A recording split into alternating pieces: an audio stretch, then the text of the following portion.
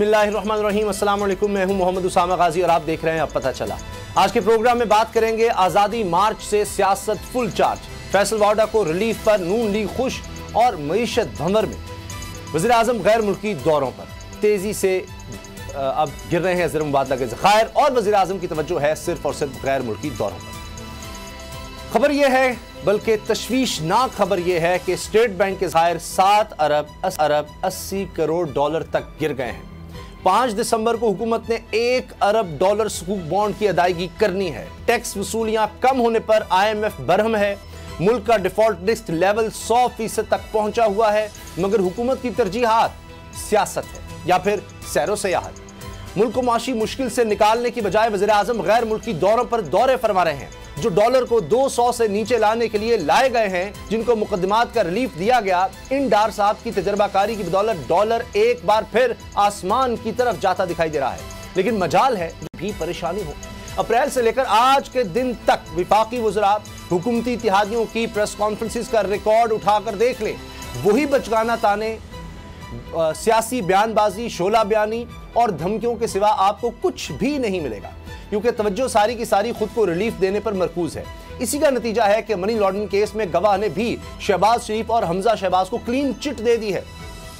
इस केस में शहबाज शरीफ को अदालत की तरफ से पहले ही हाजिरी से मुस्तकिल इस्तिस्ना दिया जा चुका है, जबकि हमजा शहबाज की भी हाजिरी मुआफ़ी की दरखास्त मंजूर हो गई है। सुप्रीम कोर्ट की तरफ से आज फैसल वाडा को भी रिलीफ मिल गया है।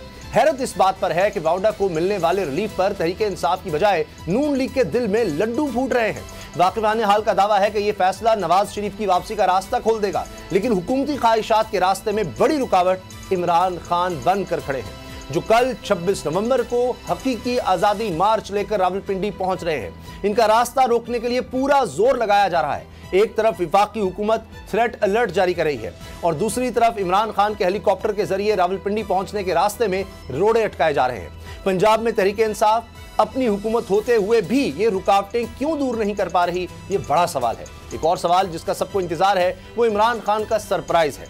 कप्तान रावलपिंडी में क्या सरप्राइज देंगे, कल क्या होने जा रहा है, इसी से आगाज करेंगे। सदीक जान मेरे साथ है।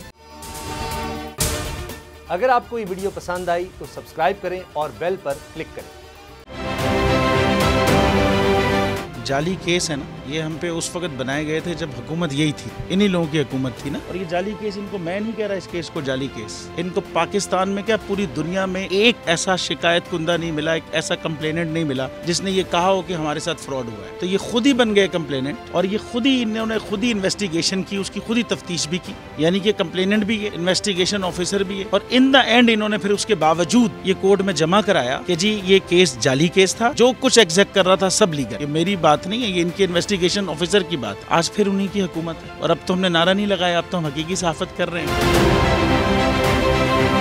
आप ये समझें, ये जो हक है ना, हक पे खड़े रहना और हक को बोलना, ये दूर से लगता है तन्हा हो गए लोग। आप खान साहब को देखें, तन्हा दिखाई देने, सारी जमातें मिलकर उनके खिलाफ हैं, लेकिन आज भी पाकिस्तान की आवाम उस हक की आवाज़ के पीछे जो है 80% से ज़्यादा आवाम उनके साथ है। एग्जैक्टली इसी तरीके से बोल की कहानी है।